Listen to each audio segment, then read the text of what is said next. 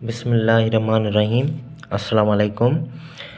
आज क्लास को कंटिन्यू करते हुए 9th क्लास की मैथमेटिक्स सिंटैक्स बुक बोर्ड की एक्सरसाइज यूनिट नंबर 1 जो है रियल एंड कॉम्प्लेक्स नंबर, उसकी हम 4 एक्सरसाइज सॉल्व कर चुके हैं।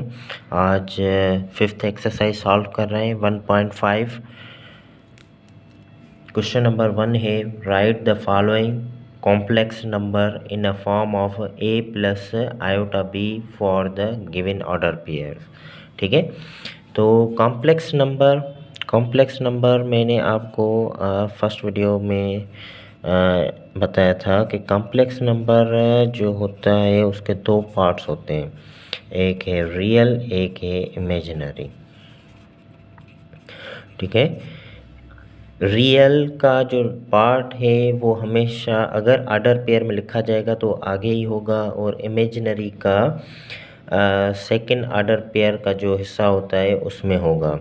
यहाँ आयोटा उसमें लिखा होगा, जिसकी वजह से इमेजिनरी पार्ट को पहचानना आसान है। ठीक है, फॉर एग्जाम्पल लिखा हुआ है 2 + 3 आयोटा, ये हो गया हमारा रियल पार्ट, ये हो गया हमारा इमेजिनरी पार्ट। इसी नंबर को ऑर्डर पेयर में भी लिखा जाता है, तो ऑर्डर पेयर में ये ऐसे लिखा जाएगा 2, 3। ऑर्डर पेयर का मतलब ही है कि उसमें ऑर्डर देखा जाता है। ऑर्डर में फर्स्ट जो है वो रियल को ही शो करेगा, सेकंड इमेजिनरी को ही शो करेगा। इस नंबर को मैं इस तरह भी लिख सकता हूँ 3 आयोटा + 2, ये इमेजिनरी पार्ट है और ये रियल पार्ट है।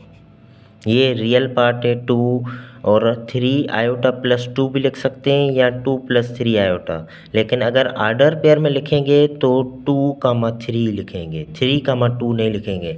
अगर 3, 2 लिखेंगे तो इसका मतलब कि 3 रियल है पार्ट का और 2 है इमेजिनरी का। 3 + 2 iota. Hope it is clear. ठीक है, question number 1 from exercise 1.5 math by sir Asgar Shaikh. ठीक है, क्वेश्चन नंबर 1 पार्ट 1 लिखा हुआ है 1, 2। इट मीन्स 1 जो है वो रियल है एंड 2 जो है वो इमेजिनरी पार्ट है। ठीक है, I hope so you can do your self. मैं जो है वो पार्ट 6 करवा रहा हूँ, इसका बाकी आप लोग देख लीजिएगा, बहुत ही आसान है। ये ऑर्डर पे लिखा हुआ है। ऑर्डर पेयर में क्या होता है, मैंने आपको बताया था कि ऑर्डर पेयर में ऑर्डर क्लियर है कि ये फर्स्ट जो है वो रियल पार्ट ही है और सेकंड जो है वो इमेजिनरी पार्ट है। हमें क्या करना है, सेकंड में हमें आई लगानी है, और जो यहाँ पे कोई साइन नहीं है तो यहाँ पे प्लस की साइन है। ठीक है, now coming to the question number 2, identify real and imaginary parts for the following complex number. कह रहे हैं कि आइडेंटिफाई करो। Again it's very simple. मैं जो है पार्ट 4 करवा रहा हूँ, पार्ट 4। ठीक है, पार्ट 4 कह रहा है कि -1 - आयोटा, तो -1 हो गया रियल और इमेजिनरी पार्ट हो गया -1। नाउ मैं 5th पार्ट कर रहा हूँ। 5th पार्ट है -3/4 -4/5 आयोटा, ये हो गया रियल पार्ट। रियल पार्ट में लिखेंगे -3/4 हो गया रियल पार्ट, एंड ये अगर आप देखना चाहें माइनस प्लस, ठीक है ना, तो माइनस प्लस हो गया तो हो गया 4/3 इमेजिनरी पार्ट। अच्छा जी, पार्ट 6 भी है क्वेश्चन नंबर 2 का, to find the real and imaginary part. सही है, ये इस तरह लिखा हुआ है। अभी अगर आप देखें कि इसमें आयोटा है, सही है, तो ये हो गया हमारा इमेजिनरी पार्ट, ये हो गया रियल पार्ट। रियल हम लिखेंगे -1, ये हो गया रियल पार्ट, और 2 जो हो गया वो हो गया imaginary part. Hope it is clear. Yes, question number 3 कह रहा है कि find the conjugate. Find the conjugate conjugate क्या होता है, जो इमेजिनरी पार्ट है उसकी आपको साइन चेंज करनी है। अगर प्लस है तो माइनस करना है, माइनस है तो प्लस करना है। इमेजिनरी पार्ट की, ओनली द इमेजिनरी पार्ट की आपको जस्ट साइन चेंज करनी है। ठीक है, तो पार्ट 1 लिखा हुआ है 3 + 2 आयोटा। सपोज इसको जी से रिप्रेजेंट करते हैं। अक्सर कॉम्प्लेक्स नंबर को जी से ही रिप्रेजेंट किया जाता है। ठीक है, जी को अगर मैं बार दूंगा इट मीन्स ये हमें शो करेगा कॉन्जुगेट की साइन। ठीक है, कॉन्जुगेट अभी इसका क्या हो गया, 3 - 2 iota answer. Now I hope so you can do your self. अगर मैं ओके इसका पार्ट नंबर 4 करवा रहा हूँ। पार्ट 4 है 1 - आयोटा। तो इसको अगर जी से रिप्रेजेंट करें 1 - iota bar and it will be 1 + iota answer. The fifth part is -3/4 plus -4/5 iota. ये है आयोटा का पार्ट, ये है रियल पार्ट। कंजुगेट करने के लिए हमें इमेजिनरी पार्ट को साइन चेंज करनी होती है। यहाँ पे है नेगेटिव, इसको हम करेंगे पॉजिटिव, या इसको पहले आप प्लस माइनस माइनस। ठीक है, ये हो गया इस तरह, ये हो गया जी, ये हो गया कंजुगेट। तो इसका आंसर हो गया +4/5 iota. Hope it is clear. Now the question number 4 is question number 4 है कि वेरीफाई करना है डबल कंजुगेट। ये है डबल कंजुगेट, ठीक है ना। तो डबल कंजुगेट के लिए हमें क्या करना है, सिंपल क्वेश्चन नंबर 4। ठीक है, तो ये हमें कह रहा है कि वेरीफाई करो डबल कंजुगेट जो है वो जी के ही बराबर है। जाहिर सी बात है, अगर आप पहले इमेजिनरी पार्ट की साइन चेंज करेंगे, अगर दोबारा उसका कंजुगेट करना है तो दोबारा उसकी साइन चेंज करेंगे तो वो वापस उसी फॉर्मेट में आ जाएगा जैसे पहले ही था। सपोज पार्ट 1 लिखा हुआ है 4/7 + 9/10 आयोटा। ठीक है, तो इसको मैंने जी के साथ रिप्रेजेंट किया 4/7 + 9/10 आयोटा। ये इसका कंजुगेट हो गया 4/7 - 9/10 आयोटा। अगर मैं इसका डबल कंजुगेट करूं तो अगेन मुझे इसकी साइन इमेजिनरी पार्ट की चेंज करनी होगी +9/10 iota. So this is the exact same like so, hands proof. Hope you understand and it will be very fruitful for you. Okay, number 5 जो part है वो इस तरह लिखा हुआ है। ठीक है, तो सबसे पहले हमें रियल और इमेजिनरी पार्ट को अच्छी तरह से सेपरेट कर लें या अच्छी तरह से रिप्रेजेंट कर लें। तो अगर मैं लिखूँगा फ़िलहाल तो ये जी के उसको रिप्रेजेंट करें। ठीक है, माइनस माइनस प्लस 3 का टेबल 9 पे कितनी बार लगेगा, तो इसे 1 टाइम, यहाँ पे 3 time. So minus minus plus, so 10/3 iota. ये हो गया हमारा जैसे ऐसे कह लें कि स्टैंडर्ड फॉर्मेट हो गया, सही से फॉर्मेट हो गया। ये रियल है, ये इमेजिनरी पार्ट है। इसका अगर मैं कंजुगेट करूँगा तो ये हो गया -10/3 आयोटा। अगर मैं दोबारा इसका कंजुगेट करूँगा तो अगेन इसकी साइन नेगेटिव से पॉजिटिव हो गई, 10/3 आयोटा आंसर। जी, अभी क्वेश्चन नंबर 5 सॉल्व कर रहे हैं। कह रहा है कि find the values of x and y। x और y की हमें वैल्यू फाइंड करनी है। हमें एक स्टेटमेंट गिवन है x + y iota is equal to -5 + 5 iota.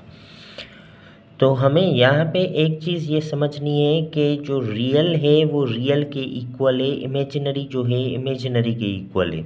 तो यहाँ पे दो स्टेटमेंट में ये लिखूँगा कि x जो है वो है -5 के बराबर और आयोटा का जो पोर्शन है वो आयोटा के ही बराबर है। ठीक है ना, तो x की तो ये वैल्यू हो गई और यहाँ पे y की वैल्यू हो गई ये आंसर। ठीक है, तो इसका जो नेक्स्ट पार्ट है, पार्ट ये था 1, इसका पार्ट 2 मैं सॉल्व कर रहा हूँ। पार्ट 2 कह रहा है कि x square plus iota y square is equal to 16/9 plus 9/25 iota. इधर आपने ये नोट करना है कि ये है इमेजिनरी पार्ट, ये है इमेजिनरी पार्ट, ये है रियल पार्ट, ये है इसका रियल पार्ट, ये है इमेजिनरी पार्ट। ठीक है, तो रियल पार्ट रियल के बराबर है, इमेजिनरी पार्ट इमेजिनरी के बराबर है। तो यहाँ पे मैं लिखूँगा x square is equal to 16/9 और सेकेंड स्टेटमेंट में लिखूँगा कि y square is equal to 9/25। ठीक है, ये है हमारा इमेजिनरी पार्ट, ये है हमारा रियल पार्ट। तो x की वैल्यू लेनी है तो यहाँ पे स्क्वायर है। अगर ये बात हमेशा से जहन में रख लें कि एक्स स्क्वायर होगा तो हमें वैल्यू निकालनी है x की। तो स्क्वायर को ख़त्म करने के लिए स्क्वायर रूट लिया जाएगा, स्क्वायर रूट बोथ साइड। ठीक है, स्क्वायर रूट बोथ साइड, या ये स्क्वायर अगर उधर जाएगा तो 1/2 हो जाएगा, 1/2 या square root both side, square root both side. Square root का दुश्मन है, स्क्वायर रूट के साथ कट हो गया। 16/9 का आंसर क्या होगा? 4/3। ठीक है, यहाँ पे भी square root both side.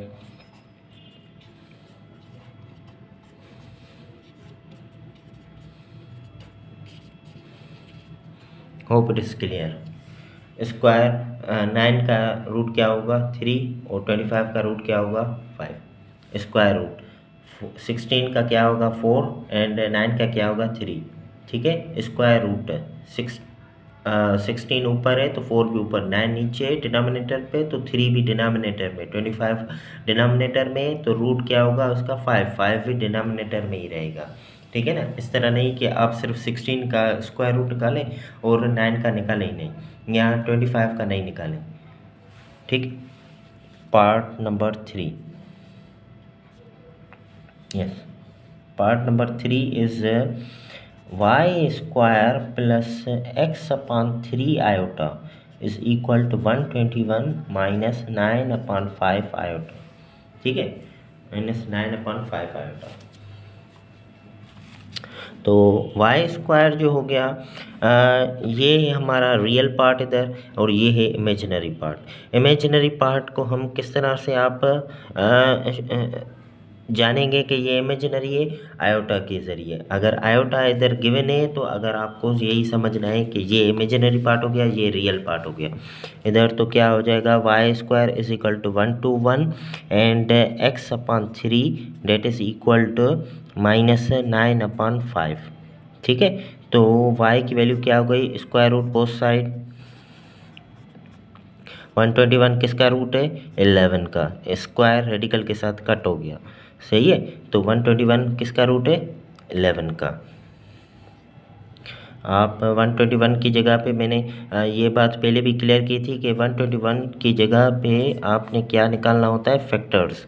Factors इसके हो गए 11 11, तो 11 11 हो गया 2 टाइम 11 मल्टीप्लाई 11। अगर ये अलजेब्रा के फॉर्मेट में लिखेंगे तो क्या लिखेंगे?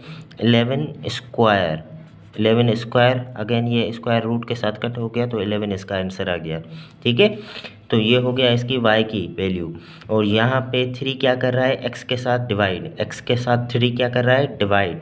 तो उधर जाएगा तो मल्टीप्लाई करेगा, उधर जाएगा तो मल्टीप्लाई, डिनोमिनेटर में, उधर जाएगा न्यूमरेटर में, इधर डिनोमिनेटर में, उधर जाएगा न्यूमरेटर में। तो 9 को 3 के साथ multiply, 27/5 answer. Okay, hope you understand. Okay, इसका लास्ट पार्ट भी हम सॉल्व कर लेते हैं। ठीक है, इसका लास्ट पार्ट है हम जो है एक्सरसाइज 1.5 क्वेश्चन नंबर 5 ये सॉल्व कर रहे हैं। क्वेश्चन नंबर 5 1.5 का। ठीक है, रियल एंड कॉम्प्लेक्स नंबर। हमें यहाँ पे x और y की वैल्यू फाइंड करनी है। अच्छा जी,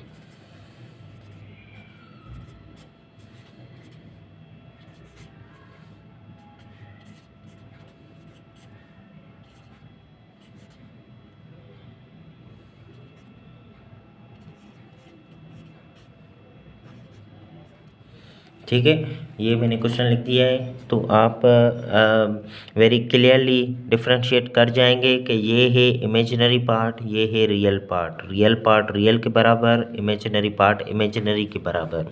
ठीक है, तो मैं दो कंडीशंस लिख देता हूँ। Radical 5/3x is equal to 6 radical 3 radical 2। ठीक है, और क्या लिखा है, -3 radical 2y is equal to 2 radical 2/9।